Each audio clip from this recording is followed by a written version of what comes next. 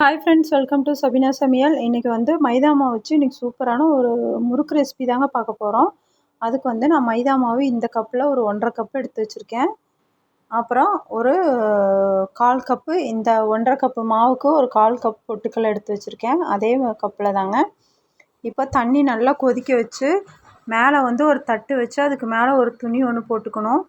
அந்த துணி மேலே இந்த மாவை வந்து அப்படியே நல்லா உதிரியாக போட்டுக்கணும். மாவை நல்லா பாருங்கள், இந்த புட்டுக்கெல்லாம் நம்ம ஆவியில் வேக வைக்கிற மாதிரி மேலே உதிரியாக போட்டு வச்சுக்கணும். போட்டுட்டு நல்லா அது காற்று போகாத அளவுக்கு மேலே ஒரு மூடி போட்டு, நீங்கள் இட்லி பாத்திரம் இருந்துச்சுன்னா அந்த மாதிரி இட்லி தட்டுலேயே நீங்கள் ஊற்றி வைக்கலாம். நான் வந்து ப்ளைட்டில் வச்சு துணி போட்டு மூடி வச்சுருக்கேன். மூடி வச்சு இப்போ பாருங்கள், ஆவியில் வேக வச்சுக்கலாம். அதுக்குள்ளே வந்து நம்ம எடுத்துருக்க அந்த 1/4 கப் பொட்டுக்கல்லையை ஒரு மிக்ஸி ஜாரில் நல்லா ஃபைனாக அரைச்சி எடுத்துக்கலாம்.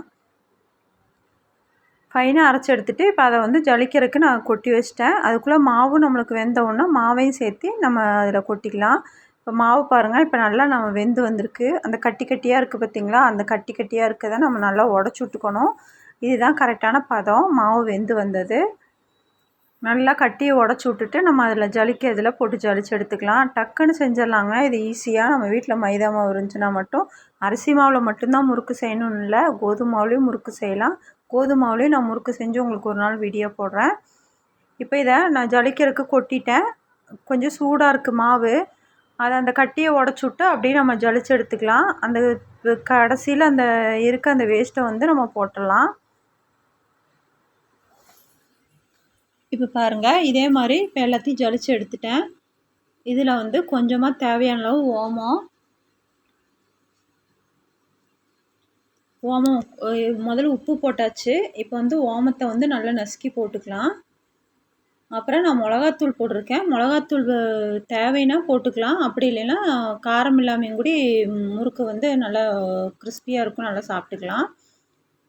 இப்போ எண்ணெயை வந்து கொஞ்சம் நான் சூடு பண்ணி எடுத்திருக்கேன். அந்த எண்ணெயை நான் ஊற்றிக்கிறேன். நான் எடுத்த மாவுக்கு வந்து ஒரு 2 கரண்டி எண்ணெய் 2 ஸ்பூன் எண்ணெய் எடுத்திருக்கேங்க. இப்போ பாருங்கள், இப்படி கொதிக்கணும் எண்ணெய். அந்த கொதிக்கிற எண்ணெயை இப்போ நம்ம வேக வச்சு எடுத்த மைதா மாவில் போட்டுக்கலாம். போட்டு இப்போ நல்லா மிக்ஸ் பண்ணிக்கலாங்க. மிக்ஸ் பண்ணிவிட்டு கொஞ்சம் கொஞ்சமாக தண்ணி ஊற்றி, ஏன்னா இப்போ கொஞ்சம் நல்லா சூடாக இருக்கும், கொஞ்சம் சூடு ஆறுனதும் கொஞ்சமாக தண்ணி ஊற்றி பாருங்கள், இந்த பக்குவத்தில் பிணைஞ்சு எடுத்துக்கணும். இந்த மாதிரி ஸ்டேஜில் பிணைஞ்சு எடுத்தாச்சு. இப்போ நான் முறுக்கு குழாயில் போட்டுக்கிறேன். போட்டு இப்போ நம்ம புழிஞ்சு விட்டுக்கலாம். ரொம்ப கிறிஸ்பியாகவும் மேலே நல்லா மொறுமொறுன்னு நல்லா சூப்பராக இருக்குங்க. டேஸ்ட்டாகவும் இருக்கும் இந்த முறுக்கு ரெசிபி. நீங்களும் ட்ரை பண்ணி பார்த்துட்டு எனக்கு கமெண்ட்டில் சொல்லுங்கள். பாருங்கள், நான் எடுத்திருக்க 1.5 கப்பு மாவுக்கு எனக்கு ஒரு 10, 12, 11 முறுக்கு போல் வந்துச்சு.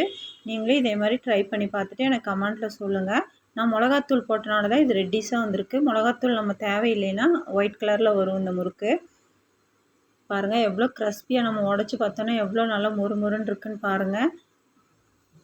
அவ்வளோதாங்க. நம்ம டிஃப்ரெண்ட்டாக மாவில் ஒரே மாதிரி அரிசி மாவுலேயே செய்யாமல் டிஃப்ரெண்ட்டான மாவுலேயும் நம்ம முறுக்கு செய்யலாம்.